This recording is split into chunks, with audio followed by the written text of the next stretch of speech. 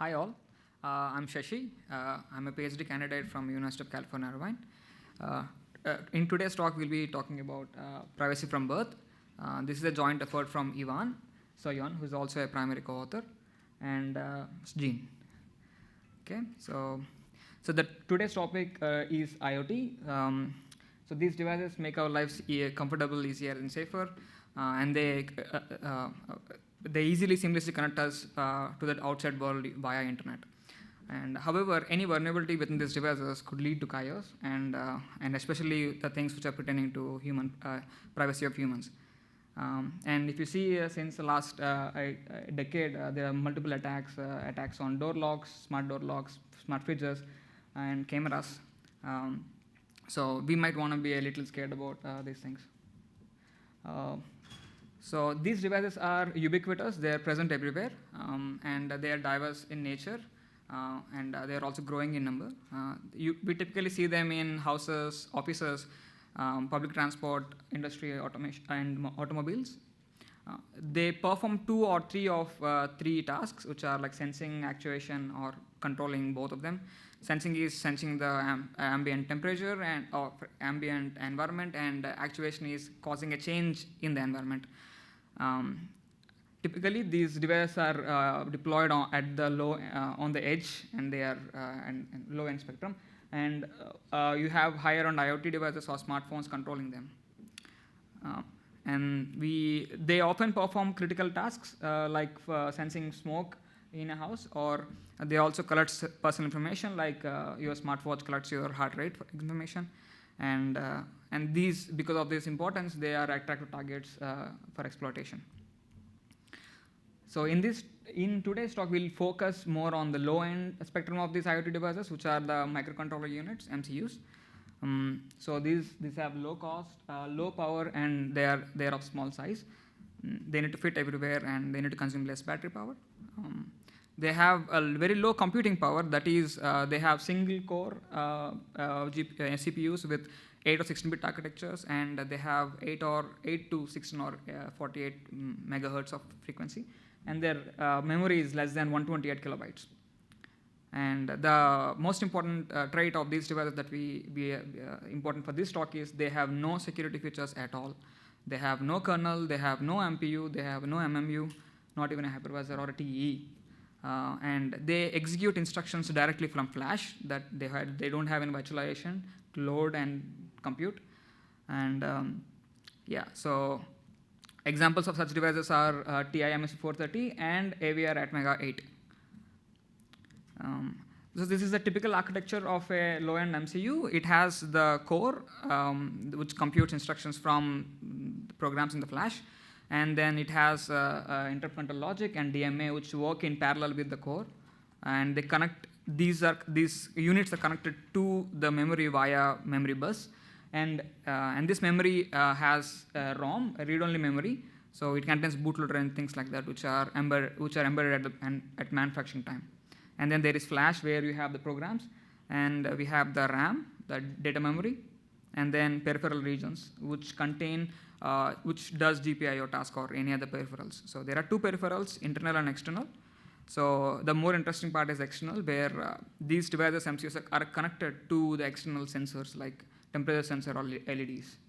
So when a sensing happens, what do you mean by sensing here? Sensing is when let's say a temperature sensor gets activated due to some change in the room temperature, then this sensor will understand what's the ambient temperature, and it will convert the information into digital format, and it will be first kept at the GPIO memory.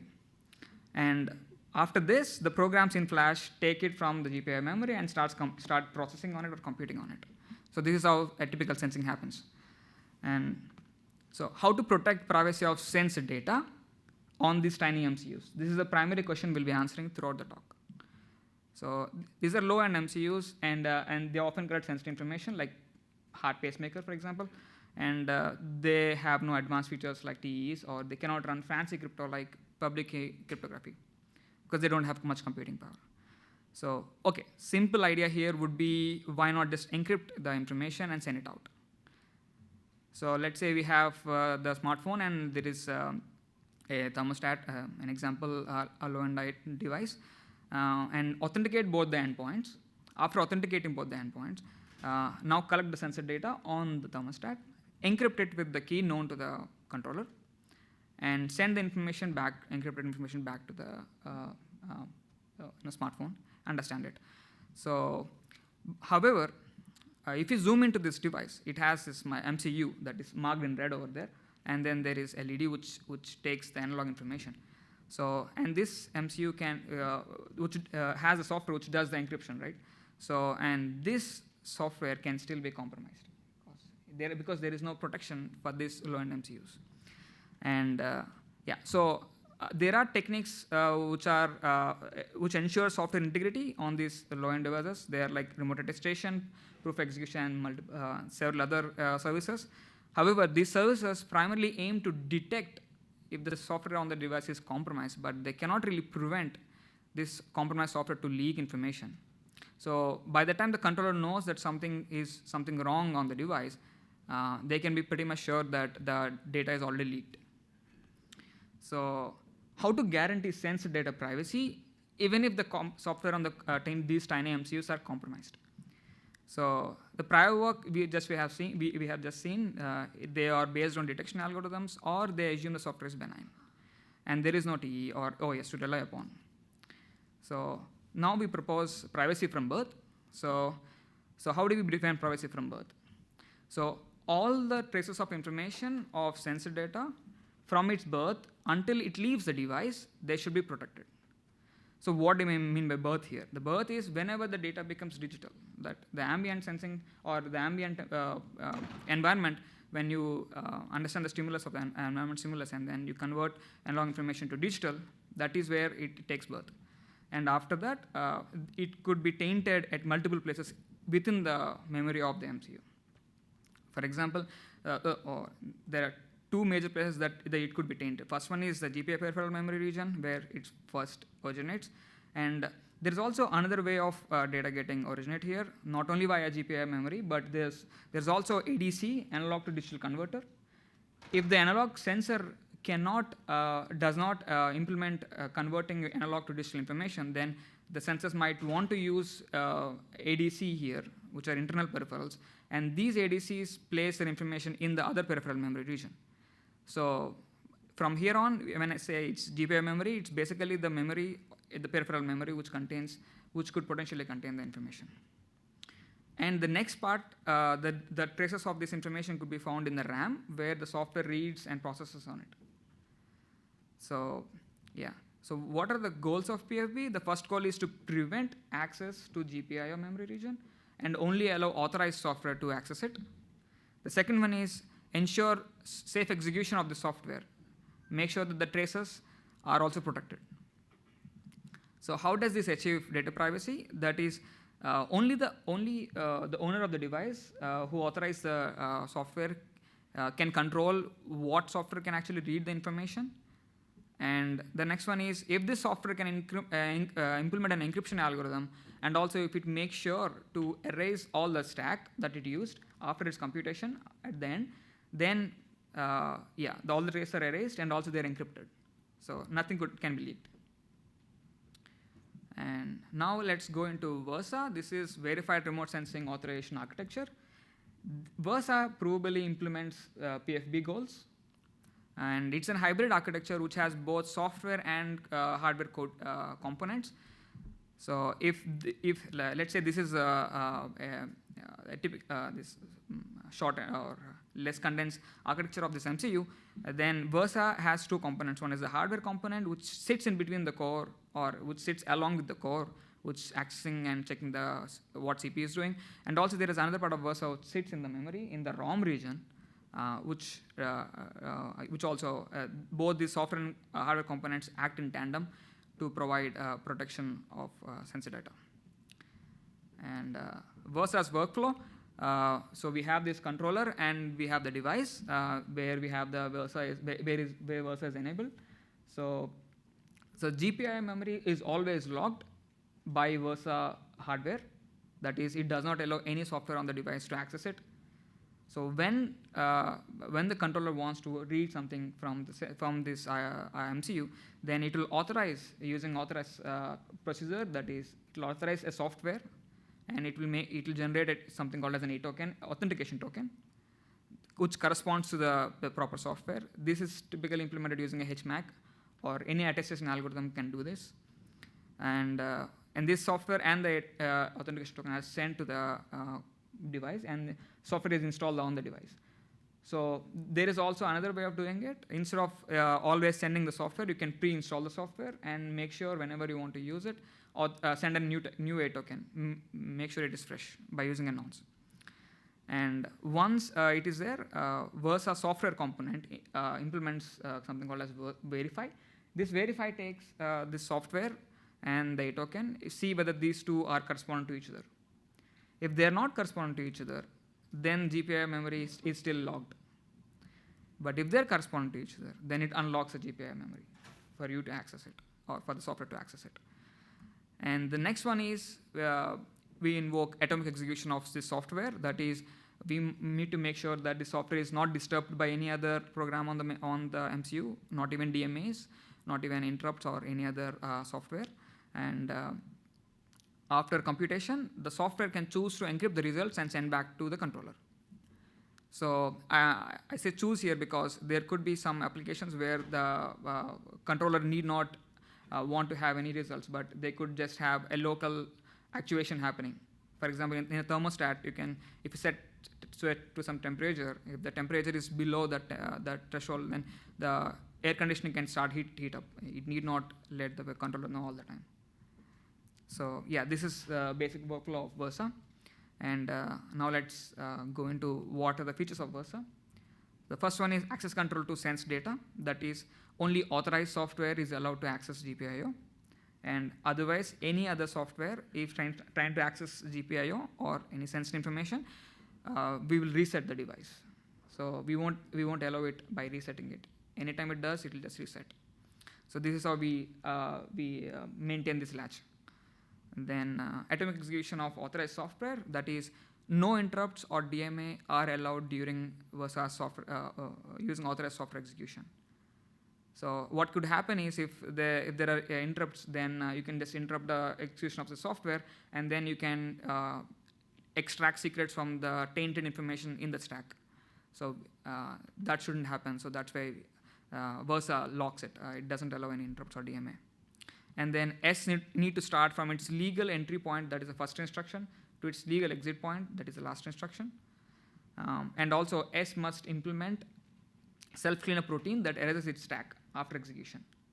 So the reason that we want S to implement this cleanup routine and not Versa, because so S, the developer who writes S will know how much stack it uses. So it's easy for them to actually go ahead and clean it up. But on the other hand, if Versa needs to clean it up, then you need to clean up the whole DRAM, and that is huge, and that will incur a lot of performance cost. And the other feature of Versa is data erasure at boot. That is, if something happens during, any violation occurs during atomic execution or during access control, then the way Versa acts is by resetting the device. That means whenever you, during execution, if you reset, then there could be some information in the stack left over, and when you come back after reboot, malware on the device can still access this information and try to extract some information. So we don't want that to happen. We want to make sure that the stack is cleaned up at any point of time. So we need to clean up at boot. So make sure there is no information left. And now let's talk about some hardware properties that we implement for Versa. That is, let's say authorized software is placed in configurable memory region called executable region, ER. And let's say the PC reaches an instruction called IAuth when the ER software in the ER is authorized to access GPIO. So this is how we'll get to know that a software is authorized. So Versa resets the device whenever certain violations occur, that are these. So we lock GPIO access by default to every software on the device, and unlock GPIO access selectively to only authorized software, and that too only while that software is executing. So these are properties. So due to interest of time, I won't be going into detail of these properties. But the second property here is read GPIO, and if the PC is not in ER, then we reset. So yeah, and atomic execution of the software. So when ER is executing, there should be no DMA or interrupts occurring. If it occurs, then you reset. And similarly, S need to start from first instruction and end at last instruction.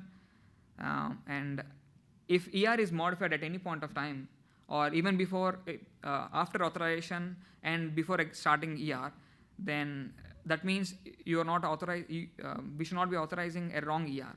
So whenever this modification occurs, we revoke access to GPIO, and we need re-verification of ER again.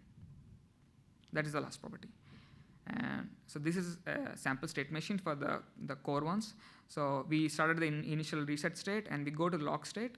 So whenever the authorization hits, we go to unlock state.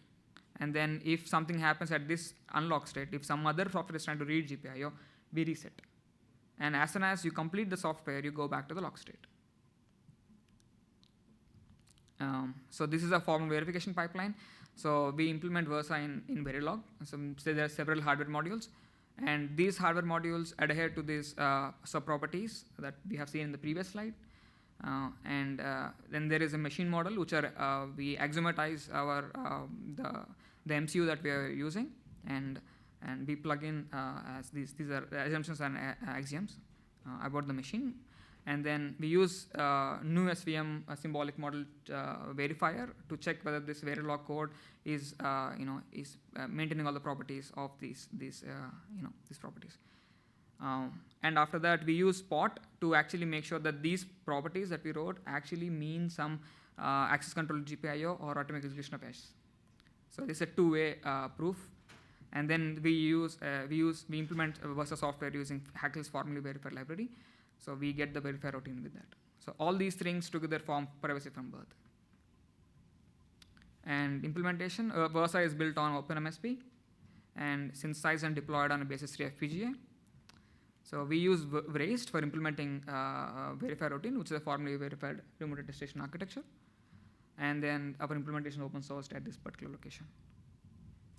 So the hardware overhead of Versa is like this. So it has 13% extra. It needs 13% more hardware on OpenMSP core, and it has 10% more hardware overhead on Vraced, which one of the subroutines that we use. And comparison to other architectures, Versa is comparable to other architectures, which are hybrid architectures, both software and hardware co-designs. On the other hand, there is Sancus, which is very fast compared to all these hybrid architectures, but it's purely built on hardware. So conclusion is Versa hardware overhead is comparable to other hybrid architectures. So, and runtime for verify. So we evaluated runtime on verify on 3 cases. And we saw that so naturally, since the verify is implemented using HMAC, which grows, the time taken for HMAC implementation grows as the binary size increases. And that is linear growth. And the main takeaways are like this: privacy from birth. This is an end-to-end privacy assurance architecture for low-end IoTs. We formalize and define PFB in our paper, and there is Versa, which provably implements PFB, and it also it basically implements a minimal formally verified hardware, and we deploy it on OpenMSP, and it has 13% hardware overhead. So this is the paper link and GitHub link and my contact. All right, let's thank the speaker.